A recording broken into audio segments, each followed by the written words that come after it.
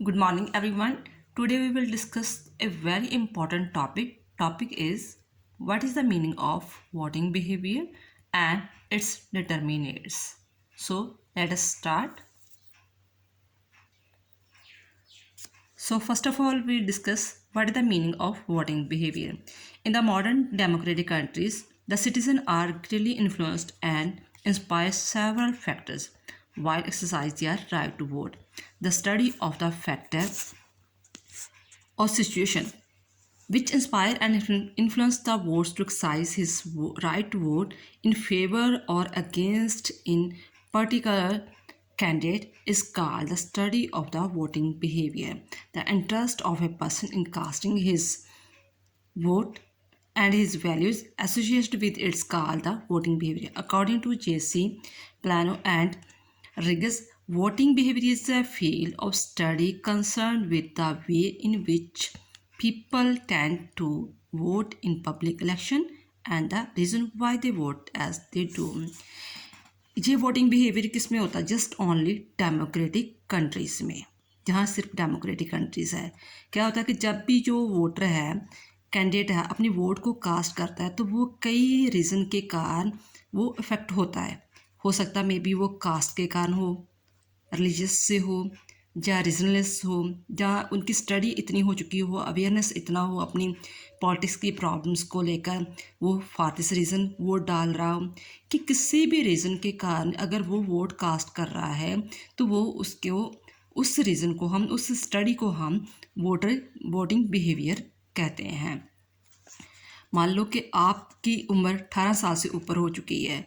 अगर आपको पता है कि हाँ कौन जो प्रॉब्लम्स चल रही है आसपास और कौन सा कैंडिडेट जो इस प्रॉब्लम को सॉल्व कर सकता है, तो इट मीन्स आप में कॉन्शियस आ चुका है अपनी जो आसपास की प्रॉब्लम है। फॉर दिस रीज़न आप कॉन्शियस से होकर, अवेयरनेस होकर वो अपनी वोट को कास्ट कर रहे हैं। अगर आप धर्म से रिलेटेड है, बहुत माइनॉरिटी कास्ट है, सोच रहे हैं कि जस्ट यही कैंडिडेट जो हमारी जो धर्म का जहाँ हमारी कास्ट की जो प्रोटेक्शन कर सकता है, हमने राइट्स जो प्रोटेक्ट कर सकता है, तो अब उस चीज़ को प्रभावित होकर अफेक्ट होकर वो डाल रहे हैं, तो वो रीज़न आपका आ जाएगा। जिस भी रीज़न के कारण आप वोट कास्ट कर रहे हो उसे हम वोटिंग बिहेवियर कहते हैं। इट मीन उसको हम कैंडिडेट को वोट कास्ट करने को हम स्टडी ऑफ वोटिंग बिहेवियर बोलते हैं। और J.C. पैनल ने भी यही कहा है कि जो वोटिंग बिहेवियर हम उस चीज़ को कहते हैं जब कोई जो लोग होते हैं अपनी इलेक्शन के दौरान वोट को कास्ट करते किसी भी रीज़न को ध्यान में रखकर, तो उस स्टडी को हम वोटिंग बिहेवियर कहते हैं।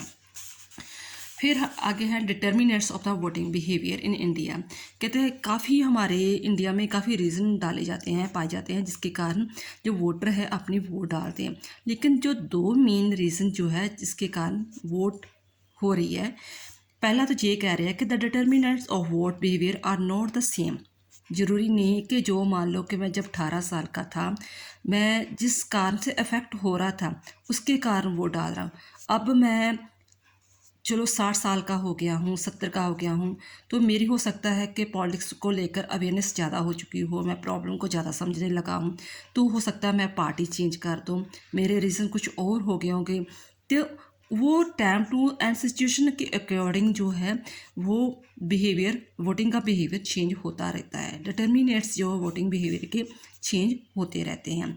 और सेकेंडली ये भी कहता है कि कोई भी जो परमानेंट जो नहीं रहता, बहुत रेयर चांसेस होते हैं कि कोई एक ही पार्टी को सारी आयु के लिए वो एक ही पार्टी को वोट डालता है या एक ही कैंडिडेट को डालता है। कहता है generally 45 to 65% of voter in India exercise their right to vote and their voting behavior is affected by the following factor.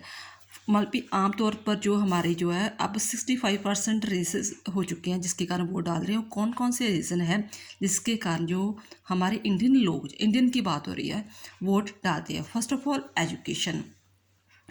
It is often seen that the educated people take more interest in exercise their right to vote as compared to the illiterate।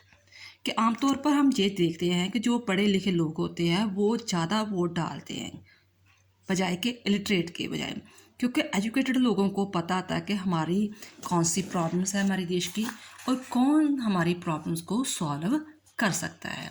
यही कारण बता रहे हैं कि जब देश आज़ाद हुआ था और जस्ट ओनली 45% तक लोगों ने वोट डाली थी, लेकिन अब जब 16 एंड 17 लोक सभा की इलेक्शन हुई तो वोट की परसेंटेज काफ़ी बढ़ चुकी है, 66 तक पहुंच गई है। रीज़न क्या है कि हमारी इंडिया की एजुकेशन बढ़ चुकी है। For this reason vote cast भी बढ़ चुका है। एजुकेशन के कारण भी वोट का इफेक्ट पड़ता है। सेकेंडली है पॉलिटिकल कॉन्शियस। आपने सिर्फ दो लाइनें लिखनी है पॉइंट्स को एक्सप्लेन करने के लिए। पहले तो आप जस्ट ये कह सकते हैं कि हर पॉइंट्स में ये कह सकते हैं, जो भी पॉइंट्स है ना उसी को ले सकते हैं कि education has a important role in the political system and voting behavior. ठीक है, उसी पॉइंट को लेकर बार बार वही लाइन रिपीट कर सकते हैं और फिर बाद में रीज़न बता सकते हैं कि क्यों, कि एजुकेटेड लोग जो है वो वोट क्यों ज़्यादा डालते हैं। ठीक है, क्योंकि वो अवेयरनेस होते हैं।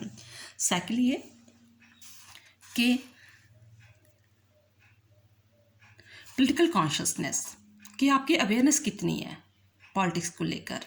ये नहीं जस्ट आपने किताबें पढ़ ली, चैप्टर पढ़ लिए या पेपर दे दिए, सचमुच में आप आसपास के जो प्रॉब्लम्स हो रही है उतने उसमें कितने अवेयर हो कि सच में ये प्रॉब्लम चल रही है, इसका क्या क्या सोल्यूशन हो सकता है। It is observed that political conscience is created from the time to time has affected the voting behavior of the Indian. Due to the lack of the political conscience at the time of the first generation election in 1952, only 44%. But in the 70 Lok Sabha, 67% 11 vote had exercised their right to vote. आप just दो लाइनें ये attempt कर सकते कि अगर हम ये भी देखें कि जब देश आज़ाद हुआ था तो जस्ट ओनली 44% लोगों ने वोट डाली थी, क्योंकि उन्होंने पॉलिटिकल कॉन्शियस की लेक ऑफ पॉइंट था। लेकिन अब जो था, क्योंकि पॉलिटिकल से रिलेटेड लोगों में बहुत ज़्यादा कॉन्शियस पाया जाता है, फॉर दिस रीज़न हम देखते हैं कि 17 जो लोकसभा हुई थी उसमें लोगों ने 67% लोगों ने वोट डाली थी। Reason behind that political conscious. Next है कास्टिज्म। ठीक है, मैं बार बार कह रही हूँ कि जो भी पॉइंट है आप उसी पॉइंट को ले सकते हैं कि casteism has also important role in the political system and affect the political voting behavior. ये एक लाइन आप हर पॉइंट को ले सकते हो। ठीक है, जिनकी इंग्लिश वीक है या नहीं पॉइंट वगैरह ज़्यादा बना पाता। Indian society is a case caste region and casteism affect the voting behavior. The voter in India at the vast scale. It is often seen that ये भी लाइन बार बार आ रही है, ठीक है ना। It is often seen that different political parties while they are nominating the candidate and the voter while exercise their right to vote give a special consideration in the caste of the candidate. क्या होता है कि जब आमतौर पर देखते हैं कि जब भी पॉलिटिकल पार्टीज़ जो होती हैं अपने कैंडिडेट को नॉमिनेट करना होता है, किसी भी कैंडिडेट को, तो वो देखते हैं कि जिस एरिया का मैं कैंडिडेट नॉमिनेट कर रहा हूँ उसमें मैक्सिमम किस कास्ट के लोग रहते हैं। जाट है, अहीर है, जादव है, किस किस ब्राह्मण है, किस टाइप के किस कास्ट के लोग हैं, उसी कास्ट से बिलोंग का ही वो कैंडिडेट को वहाँ से नॉमिनेट करेंगे। और जो वोटर होते हैं वो भी उसी को जब वोट डालते हैं तो अपने देखते हैं कि हमारी कास्ट का है, ठीक है, तो उसी को वोट डालते हैं। ये दो लाइनें वगैरह एग्जाम्पल देख सकते हो, जैसे हरियाणा में जाट अहीर जादव है तो वो जब उसी के आमतौर पर जो है कैंडिडेट को नॉमिनेट किया जाता है, और जब जो पीपल होते हैं अपनी वोट को कास्ट करते हैं तो वो अपनी कास्ट को ध्यान में रखते हैं। ये आमतौर पर वो लोग करते हैं जो कम पढ़े लिखे हैं या थोड़े से कट्टर हैं अपने धर्म को लेकर, कास्ट को लेकर, रिलीजियस को लेकर। ठीक है, नेक्स्ट पॉइंट है economically conditions. The economic conditions of the people also affect the voting behavior. It is generally seen that the rich take more interest in the election than the poor because they want to protect their interest. बस इतनी लाइनें, ठीक है, कि जो economical conditions भी voter behaviour को affect करती है। रीज़न क्या है, जो रिच पीपल होते हैं वो ज़्यादा इंटरेस्ट रखते हैं वोट कास्ट करने के लिए, क्योंकि उनको पता, मान लो जो कोई व्यापारी है, बिजनेसमैन है, सर्विसमैन है, उन्हें पता है कि मैं किस कैंडिडेट को वोट डालूं, कौन सी पार्टी को डालूं जिसमें मेरे जो है इंटरेस्ट है वो प्रोटेक्ट हो रहे हैं। नेक्स्ट है religion. Religion also plays an important role in the Indian politics. मैं वो कह रही बार बार वही लाइन रिपीट हो सकती है, जस्ट आपने पॉइंट चेंज करना है। Many political parties have been formed on the basis of religion in India. At the time of election different political parties back votes in the name of religion. They raise the slogan religion in the danger. जब भी religion भी एक important role play करती है, ठीक है। जो many political parties जो होती है, जितनी भी हमारे इंडिया में मैक्सिमम पोलिटिकल पार्टी पाई जाती है, जैसे श्रोमणी अकाली दल है, शिवसेना है, डीएमके पार्टी है, अन्ना डीएमके पार्टी है, वो क्या है, धर्म से रिलेटेड पार्टी है ना। तो जब भी वोट होती है, जब भी इलेक्शंस होती है, तो वो ऐसे स्लोगन क्रिएट करते हैं कि हमारा धर्म खतरे में है, अगर आप हमें वोट नहीं डालोगे, हमारी पार्टी को वोट नहीं डालोगे, तो आपके धर्म की रक्षा कौन करेगा। जैसे श्रोमणी अकाली दल कहेगी हमेशा कि सिख के धर्म की रक्षा हम सिर्फ श्रोमणी अकाली दल कर सकते हैं। शिवसेना कहेगी कि हिंदू धर्म की रक्षा सिर्फ हम ही कर सकते हैं। ऐसे धर्म के आधार पर ही जो है पार्टीज क्रिएट होती है, कैंडिडेट नॉमिनेट होता है, और जो वोटर कास्ट वोट करते हैं वो भी अपने धर्म को ध्यान में रखते हैं। नेक्स्ट है lingual controversy. India is a multi language state. आपको पता 22 तक जो है हमारी लैंग्वेज जो है वो कॉन्स्टिट्यूशन में है। मोर देन और भी लैंग्वेज है जो हमारे इंडिया में डाली जाती है, और इन लैंग्वेज को लेकर भी कई बार प्रॉब्लम्स क्रिएट होती है कि हमें लैंग्वेज के आधार पर से हमारी स्टेट अलग कर दो, हम हिंदी को जो एक्सेप्ट नहीं करते, हमारी लैंग्वेज ही वो हम उसी पर हम जो सारा कुछ स्टडी सब जॉब करेंगे। India is a multi language state. Riots have broken out several times in India on the basis of language. These linguistic dispute जो आपको भाषाई झगड़े होते हैं, भाषा को लेकर झगड़े वगैरह होते हैं, affect the voting behaviour. Example दिया डीएमके जो तमिलनाडु में हमेशा कैसे वोट जीती है, हमेशा पार्टी कैसे जीतती है अपनी लैंग्वेज को लेकर कि हम ही सिर्फ तमिलनाडु की रक्षा कर सकते हैं, तेलुगु भाषा की रक्षा कर सकते हैं। अगर हमारी पार्टी जहाँ नहीं आई तो ज़बरदस्ती आप पर हिंदी जो है, हिंदी लैंग्वेज को जो आप पर थोप दिया जाएगा। तो फॉर दिस रीज़न जो डीएमके जो साउथ एरिया है ना, जो साउथ इंडिया के साउथ एरिया है, वहाँ पर जो रीजनल पार्टीज़ है ना वही ज़्यादा प्रफुल्लित रहती है, वही डोमिनेट रहती है, अपनी भाषा को लेकर वो डोमिनेट वगैरह रह जाती है, ठीक है। क्योंकि वो हिंदी लैंग्वेज को हमेशा ही वो इग्नोर करती है। तो क्या सोचती है, वही लोगों में ये एक फीलिंग क्रिएट करती है कि जस्ट हमारी पार्टी ही आपकी भाषा की रक्षा कर सकती है। ये भी लिंग्विस्टिक कंट्रोवर्सी भी प्रॉब्लम, इसके आधार पर भी लोग वोट कास्ट करते हैं।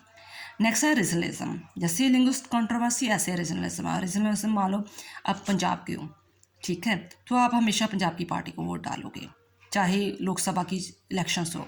अगर आप हरियाणा के हो, राजस्थान के हो, या किसी भी स्टेट वगैरह के हो, तो आप अपने स्टेट की पार्टी को ही प्रेफरेंस दोगे। ये आमतौर पर 70% होता है, ठीक है। थोड़े सा परसेंट हो सकता है कि आप सोचोगे कि नहीं नेशनल पार्टी अच्छा काम कर रही है, या कुछ भी हम उसे डालें। रीजनलिज्म की फीलिंग्स आ जाती है सभी में, क्योंकि वो सारी उम्र वहीं पर उसने अपना व्यतीत किया होता, तो सोचता है कि जो रीजनल पार्टीज़ हमारा अच्छी तरह हमारी जो डिमांड्स है, नीड्स है, वो अच्छी तरह वो फुलफिल कर पाएगी। The feeling of regionalism has been the gaining that strength as a wide scale in India for the last few years, and this has greatly affected the voting behavior people. Regional party जैसे मैं बार बार बोल रही हूँ, DMK party है, अन्ना DMK party है, श्रोमणी Akali Dal party है, ये भी बहुत ज़्यादा इम्पोर्टेंट रोल प्ले कर रही है। जैसे श्रोमणी अकाली दल पार्टी है पंजाब की, डीएमके पार्टी, अन्ना डीएमके पार्टी है जो अपनी तेलुगु देशम वगैरह की। तो ऐसी पार्टी जो अपनी जो रीजनलिज्म पार्टी जो है वो भी अपनी जो है इम्पोर्टेंट रोल प्ले करती है। तो उसके कारण भी जो वोटर है वो वोट डालते हैं। वो नेशनल पार्टी को वोट नहीं डालेंगे, अपने रीजनल पार्टीज़ को वोट डालेंगे, प्रेफरेंस करेंगे उसको। आइडियोलॉजिकल कमिटमेंट, आपने अगर पिछली क्लासेस में मार्क्सवादी विचारधारा पढ़ी होगी, लिबरलिज्म विचारधारा पढ़ी होगी, तो आपने देखा होगा कि कई पार्टीज़ जो है वो कट्टर होती है अपनी विचारधारा को लेकर। जितनी जो डीएमके पार्टी है, अन्ना डीएमके पार्टी है, या दूसरी पार्टीज वगैरह है, कम्युनिस्ट पार्टी है, वो कौन सी पार्टी है, उसे लेफ्ट पार्टी बोलते हैं, खब्बे पक्की पार्टी, ठीक है। और जो कांग्रेस पार्टी है, बीजेपी पार्टी है, जनता पार्टी है, उसे हम राइट पार्टीज बोलते हैं। क्योंकि जो राइट पार्टी से वो सोचते हैं कि जो अमीर लोगों की पार्टी है, बिजनेसमैनों की, सर्विसमैनों की, लोगों की पार्टी है, जो उनके बारे में ज़्यादा हित के बारे सोचती है। और जो लेफ्ट पार्टी है ना, वो जो है मजदूर लोग हैं, लेबर्स जो करते हैं उनके बारे में ये सोचती है। जो कम्युनिस्ट, आपने अगर विचारधारा पढ़ी होगी कार्ल मार्क्स की, तो आप इस कंसेप्ट को क्लियर कर पाओगे। ठीक है। द आइडियोलॉजी वही विचारधारा, commitment of the voter also affect the voting behavior. Most of the voters are curious about the political ideology and they keep in view the ideology of the candidate and the political party. जब भी जो voter है vote डालता है तो वो देखता है कि जो कैंडिडेट है किस आइडियोलॉजी से बिलोंग करता है, लिबरलिज्म या कम्युनिस्ट। अगर आप लिबरलिज्म के फेवर में हो, आपको अच्छी ये विचारधारा लगती है कि जैसे अमेरिका की, कनाडा की ये विचारधारा अच्छी लगती है, इंडिया की, तो आप बीजेपी को, जनता पार्टी को, कांग्रेस को वोट डालेंगे। अगर आपको रशिया, चाइना, ये कम्युनिस्ट पार्टी ऐसी अच्छी लगती है, वो विचारधारा अच्छी लगती है, तो आप हमेशा ही कम्युनिस्ट पार्टी को ही वोट डालेंगे, जिसका निशान है दांती, थोड़ा ऐसे कनक की बल्ली वगैरह निशान वगैरह है, जो हमेशा किसानों और लेबर के बारे में सोचती है। और बंगाल और केरला में मैक्सिमम जो है वो लेफ्ट पार्टीज़ का ही राज चल रहा है। Election manifesto of the political party. Manifesto मैंने बताया है कि क्या होता है। जब इलेक्शंस होती है तो हर पार्टी एक मैनिफेस्टो जारी करती है, एक मान लो पत्र जारी करती है, जिसमें उन्होंने अपने प्रोग्राम लिखे होते हैं कि अगर मेरी पार्टी जीत गई तो अगर हम सरकार बना ली हमने, तो हम कौन कौन से काम आपके लिए करेंगे। तो वो जो उन्होंने नीतियाँ, पॉलिसीज, प्रोग्राम अपने मैनिफेस्टो में लिखे होते हैं ना, वो बहुत ज़्यादा एक मैग्नेट की तरह लोगों में काम करते हैं कि यस, ये पार्टी की जो मैनिफेस्टो है वो इसमें हमारी प्रॉब्लम सॉल्व होगी। जैसे पंजाब में ले लो, पंजाब में जो मैनिफेस्टो जारी हुआ था आपका, तो उसने कहा था कि मैं नशा बंद कर दूंगा, मैं जो है एजुकेशन को प्रफुल्लित करूंगा। ठीक है, तो लोगों ने आप पार्टी को जिता दिया। इसी तरह अगर सेंटर की पार्टी की बात करूं तो बीजेपी ने कहा था कि मैं अनएम्प्लॉयमेंट ख़त्म कर दूंगा। ठीक है, और एक देश को एक यूनिटी पैदा करूंगा पूरे देश में, और कोई भी जवाब है, कोई भी हमला हमारे देश में करता है तो हम उसका जवाब ईंट से पत्थर से देंगे। तो ये चीज़ें होती हैं कि जिसके कारण जो मैनिफेस्टो में जो लिखी होती है वोटर को उस चीज़ को इफेक्ट करती है, जिसके कारण वोटर वोट कास्ट करते हैं। The election manifesto of the political parties also affect the voting behavior of the voter to the considerable extent. Next है करिस्मेटिक पर्सनैलिटी। कई बार होता है कि पार्टी का लीडर इतना, उसकी पर्सनैलिटी इतनी अफेक्टिव होती है, हम पार्टी की कोई विचारधारा को नहीं देखते, हम धर्म को नहीं देखते, कास्ट को नहीं देखते, हम ये कहते हैं अगर ये बंदा हमारा प्रेसिडेंट बना, प्राइम मिनिस्टर बना या चीफ मिनिस्टर बना, तो ये हमारे देश के लिए कुछ ना कुछ काम करेगा। ठीक है, उसकी आइडियोलॉजी कह लो, उसकी करिस्मेटिक पर्सनैलिटी कह लो। The charismatic personality of the leader also influence the voting behaviour of the voter in India. Example दी है, जैसे भी जवाहरलाल नेहरू की पर्सनैलिटी बहुत इफेक्टिव थी, वो इतने पढ़े लिखे थे, वो जो भी कहते थे लोग मानते थे, तो लोगों ने कांग्रेस को हमेशा ही 25-30 साल तक भी कांग्रेस को जिता देते रहे।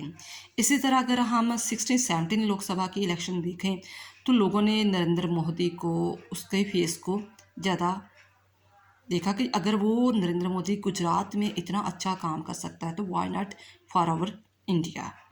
ठीक है, तो हीरो वर्शिप हो जाता है भाई। ठीक है, हीरो वर्शिप भी कह लो कि वो उस व्यक्ति की पूजा करने लगते हैं कि नहीं, सच में जो ये व्यक्ति अपना स्टैंड लेगा, ये काम करेगा। ठीक है, वो 60-70 इलेक्शन नरेंद्र मोदी की दे सकते हो और स्टार्टिंग एग्जाम्पल जवाहरलाल नेहरू को दे सकते हो। नेक्स्ट है पॉपुलिस्ट स्लोगन। कई बार ऐसे स्लोगन वो भी होते हैं जिसके कारण भी वो लोगों के जैसे मन में, फेस में, मुंह में वो शब्द आ जाते हैं कि हाँ ये, जैसे sometimes different political parties raise the popular slogan जैसे बार बार नारे लगाए जाते हैं किसी बात के लिए। ठीक है, according to the need of the time, जिस टाइम के अकॉर्डिंग, इफेक्ट के अकॉर्डिंग, जो भी सिचुएशन है उसके अकॉर्डिंग को स्लोगन तैयार कर लिए जाते हैं। जैसे मान लो कि पहले कहा था कि उन्होंने कहा कि कांग्रेस लगातार अपना राज कर रही थी देश आज़ादी से लेकर 1970 तक, तो उन्होंने क्या नारा लगा दिया जनता पार्टी ने कि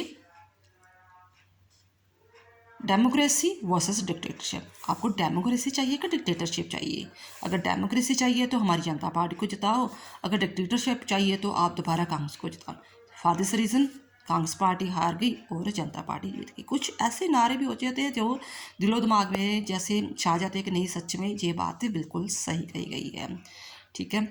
फिर मान लो कि ऐसे बाद में कांग्रेस ने नारा लगा दिया स्टेबिलिटी वर्सेस अनार्ची, देन आफ्टर जो है इंदिरा लाओ देश बचाओ, ठीक है। ऐसे जो स्लोगन वगैरह पर जो है वो फेमस कर दिए जाते हैं जिसके कारण लोग उस चीज़ से अफेक्ट होते हैं। Class interest, class interests also influence the voting behavior of the different in India. It is often seen that capitalist cast their vote in the favor of the right party, and where the poor farmer and labor vote in the favor of the left. Class interest किसने, Karl Marx ने कहा था ना कि हर समाज में class पाई जाती है, एक वर्ग पाया जाता है कि कुछ अमीर लोग होते हैं, कुछ गरीब लोग होते हैं। जो अमीर लोग होते हैं वो हमेशा ही कैपिटलिस्ट पार्टी से बिलोंग करते हैं, यानी कि वो हमेशा ही राइटिस्ट पार्टी को वोट डालेंगे। और जो गरीब लेबर फार्मर लोग होते हैं वो आमतौर पर लेफ्टिस्ट पार्टी जैसे कम्युनिस्ट पार्टी है उनको वोट डालेंगे। नेक्स्ट है जेंडर, जेंडर भी अफेक्ट करता है। जो वोमेंस होती हैं आमतौर पर कहा जाता है कि हस्बैंड के पीछे ही, अपनी फैमिली के पीछे ही वोट को कास्ट करती हैं। बट इन केस अगर कोई चेहरा लेडी का आ जाए सामने तो वो अपनी वहाँ पर वोट को कास्ट, अपनी इच्छा से वोट को कास्ट करती है। जैसे मिसेस इंदिरा गांधी की मैक्सिमम, जो लेडीज़ की मैक्सिमम वोट थी वो इंदिरा गांधी को जाती थी। इसी तरह मिसेस ममताज बनर्जी होगी, जयललिता होगी, ये लेडीज़ की सारी वोट इन दोनों को ही जाती है। कहता है ये भी इस चीज़ को ध्यान में रखकर अब 70 लोकसभा में काफ़ी जो है वो इम्प्रूवमेंट हुई है। जैसे उन्होंने फिर लेडीज़ के देखा कि लेडीज़ की वोट जो लेडी को जा रही है, तो फॉर दिस रीज़न उन्होंने जब अपनी मैनिफेस्टो जारी किया तो लेडीज़ के लिए free travelling buses, monthly pension, Shagun scheme, occasion of marriage and mangalsutra, ऐसे उन्होंने लेडीज़ के लिए सहूलतें क्रिएट की, फैसिलिटी क्रिएट की कि हमें वोट डालो, अगर हम हमारी वोट पार्टी जीती तो हम आपके लिए सहूलतें क्रिएट करेंगे। इन्फ्लुएंस ऑफ मनी, मनी भी जो है वो अब जो अफेक्ट करती है वोटिंग बिहेवियर को। आपने सुना होगा give note and take vote, पैसा दो और वोट लो, ये भी अफेक्ट करती है। चाहे ये क्रिमिनल है, इलेक्शन कमीशन द्वारा भी ये चीज़ इलीगल है, लेकिन ये चीज़ें हमारे इंडिया में चलती है। परफॉर्मेंस ऑफ गवर्नमेंट, ये भी चीज़ वोटिंग बिहेवियर को अफेक्ट करती है। अगर गवर्नमेंट ने पार्टी ने अच्छा काम किया होगा तो नेचुरली वो नेक्स्ट टाइम भी उसे इलेक्शन में लेकर आएंगे। अगर अच्छा काम नहीं किया तो वो दोबारा उसे चांस नहीं देंगे। एग्जाम्पल यही है कि सेंटर में देखा कि 16 लोकसभा में नरेंद्र मोदी की सरकार, बीजेपी सरकार ने बहुत अच्छे काम किए, अच्छी पॉलिसीज लेकर आए।